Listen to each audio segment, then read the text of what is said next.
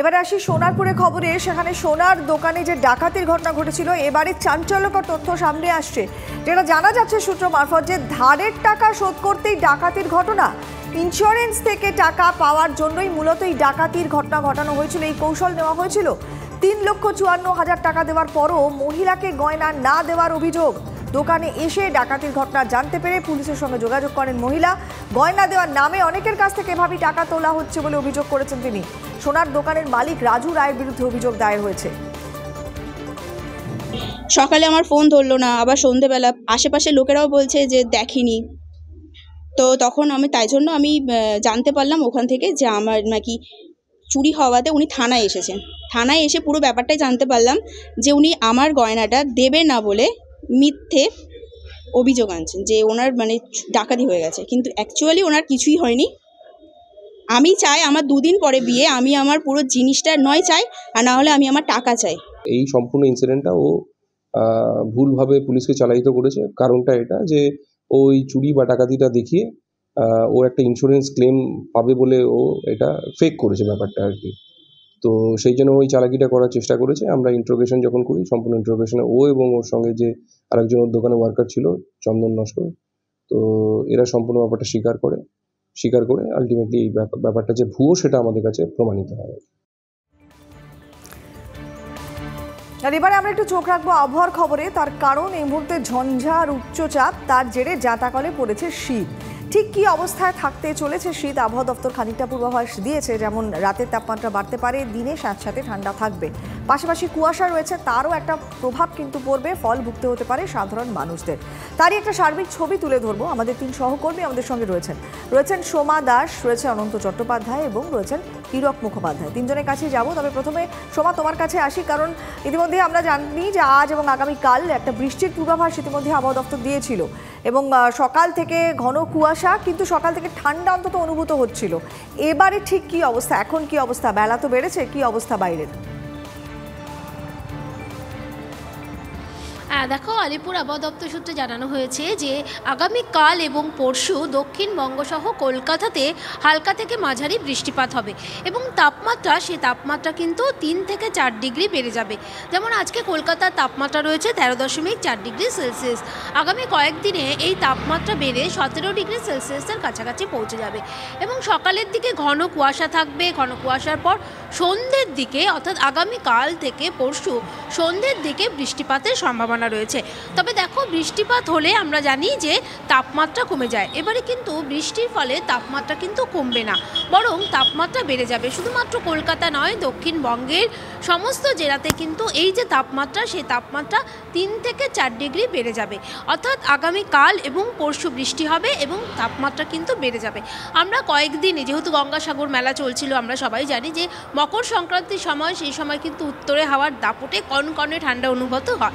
আমরা সেই কনকনে ঠান্ডার যে স্পেল, সেটা কিন্তু পেয়েছি। এবার যেটা বলা হচ্ছে যে পশ্চিমী ঝঞ্ঝার কারণে পূবালি হাওয়ার দাপট সেটা বাড়বে, যার ফলে কিন্তু এই যে কনকনে যে হাওয়াটা, সেই হাওয়াটা সকালের দিকে কমে যাবে, কুয়াশা থাকবে এবং তাপমাত্রা সেটা কিন্তু কিছুটা বাড়বে, 3 থেকে 4 ডিগ্রি বাড়বে। বললে কুয়াশা থাকবে, তার জন্য তাপমাত্রা বাড়বে, সেরকম ভাবে আর যে একেবারে কনকনে ঠান্ডা সেটা আর অনুভূত হবে না। কিন্তু কুয়াশার জন্য আমরা দেখেছি দেশ জুড়ে একটা ট্রেন চলাচল, বিমান চলাচলে প্রভাব পড়েছে।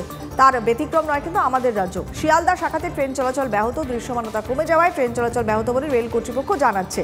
ঠিক কী অবস্থা রেলের, ট্রেন চলাচলের কি আপডেট জানবো। ব্যারাকপুর থেকে সরাসরি আমাদের সঙ্গে রয়েছেন অনন্ত চট্টোপাধ্যায়। অনন্ত, কি ছবি ধরা পড়ছে? রেলের তরফ থেকে কি জানা যাচ্ছে এখনো পর্যন্ত ট্রেনের টাইম টেবিল নিয়ে? দেখো, রেল সূত্রে আমরা এটা জানতে পারছি এবং যাত্রীদের কাছ থেকে যেটা জানতে পারছি, এখনও পর্যন্ত প্রতিটা ট্রেন 15 থেকে 20 মিনিট লেটে চলছে। অর্থাৎ যেভাবে কুয়াশা পড়েছে তাতে সিগন্যালিং ব্যবস্থা, অর্থাৎ যারা গাড়ি চালাচ্ছেন তারা সিগন্যাল ভালো মতো দেখতে পাচ্ছেন না। কোনো জায়গায় ম্যানুয়াল সিস্টেমও ব্যবহার করা হচ্ছে। অটো সিগন্যালের পরিবর্তে ম্যানুয়াল সিগন্যাল দিয়েও অনেক জায়গায় ট্রেন চালানো হচ্ছে।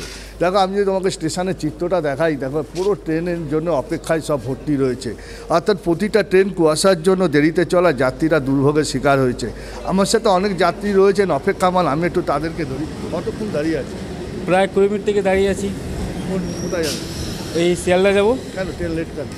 তা জানি না, এই তো রোজকার একই কেস। কুয়াশা? হ্যাঁ, 9টা 27-এ ট্রেন, সেই আস্তে আস্তে 45, 50, 40। বলছি যে দাদা কতক্ষণ বসে আছেন ট্রেনে?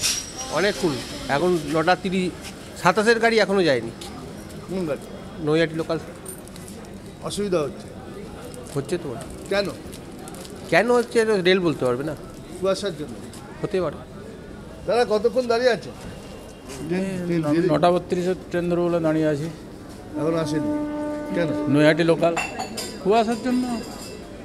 অর্থাৎ দেখতে পাচ্ছ যে যাত্রীরা, আমি যদি দেখাই যে শিয়ালদামুখী যারা যাত্রী, যারা তারা ডেলি অপেক্ষা যাত্রী, করছেন নিত্য এবং যাত্রী, ট্রেন তারা যথারীতি দেরিতে চলছে। খুব স্বাভাবিক, কারণ পরিস্থিতি এতটাই খারাপ, দৃশ্যমানতা এতটাই কম যে নির্দিষ্ট সময়ে ট্রেন চলাচল করতে পারছে না। অন্যদিকে ট্রেনের ছবিটা যেমনটা দেখালাম আপনাদের, সেরকমই কিন্তু যান চলাচল অর্থাৎ রাস্তাঘাটে যে সমস্ত গাড়ি ঘোড়া চলছে তাতেও প্রভাব পড়েছে। আর ঠান্ডা কিছুটা কমলেও জেলায় জেলায় কুয়াশা। বাঁকুড়ার ছবিটা তুলে ধরবো আপনাদের সামনে। হীরক আমাদের সঙ্গে রয়েছেন। হীরক, বাঁকুড়ার সর্বনিম্ন তাপমাত্রা 10 ডিগ্রিতে নেমে গিয়েছে, কিন্তু প্রচণ্ড কুয়াশা। সকাল থেকে কি ছবি ধরা পড়ছে? যান চলাচল আদৌ ঠিকমতো হচ্ছে না, সেক্ষেত্রেও ব্যাঘাত ঘটেছে। একেবারে কোয়েল, গত সপ্তাহের শেষ দিকটা যদি দেখি তাহলে বাঁকুড়া জেলার সর্বনিম্ন তাপমাত্রা সেটা 8 ডিগ্রির জাস্ট ওপরে ছিল, অর্থাৎ 9 ডিগ্রির নিচে ছিল। কিন্তু আজকে সেই তাপমাত্রা, সর্বনিম্ন তাপমাত্রা কিছুটা বেড়েছে এবং সর্বনিম্ন তাপমাত্রা 10.6 ডিগ্রি সেলসিয়াস, যেটা আমরা আবহাওয়া দপ্তর সূত্রে জানতে পারছি। 10.6 ডিগ্রি সেলসিয়াস, অর্থাৎ তাপমাত্রার সামান্য বৃদ্ধি ঘটেছে, কিন্তু কনকনে যে ভাব, কনকনে ঠান্ডা, সেই ঠান্ডা কিন্তু আজ সকাল থেকে অনুভূত হচ্ছে এবং এই ঠান্ডার সঙ্গে নতুন করে যোগ হয়েছে কুয়াশার দাপট।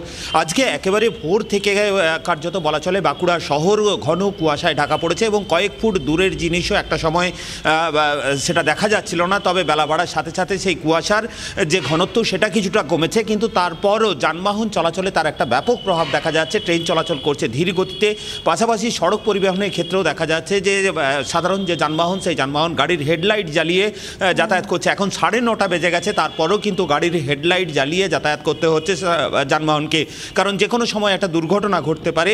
এবং এখনো পর্যন্ত কুয়াশার আস্তরণে কার্যত সূর্য ঢেকে রয়েছে, এখনো পর্যন্ত সূর্য দেখা মেলেনি। আমাদের এই রাজ্যে প্রভাব পড়েছে তা তো নয়, অন্তত উত্তর ভারত, সমগ্র উত্তর ভারতে এই ছবিটা দেখতে পাচ্ছি আমরা গত কয়েকদিন ধরেই। যেমন দিল্লির ছবিটা এবার আপনাদের সামনে একটু তুলে ধরবো। আমাদের এই রাজ্যের ছবিটা আমাদের সহকর্মীরা তুলে ধরলেনি। গতকালও আমরা দেখেছি বিমানবন্দরে ভোগান্তি, আজও 120টি বিমানে উড়ানে বিলম্ব, দেরিতে চলছে 30টি ট্রেন। লোহিত সাগরে বাণিজ্য জাহাজের ওপরে হাউথি হামলায় উদ্বিগ্ন ভারত। বাণিজ্য জাহাজের ওপরে লাগাতার হামলায় ভারতের অর্থনীতির ওপরে প্রভাব পড়ছে। ইরান সফরে গিয়ে জানিয়েছেন দেশের বিদেশমন্ত্রী এস জয়শঙ্কর। তার বার্তা, এইভাবে আক্রমণ আর প্রত্যাঘাত চালিয়ে গেলে কোনো পক্ষেরই লাভ হবে না, দ্রুত সমাধানের চেষ্টা করতে হবে।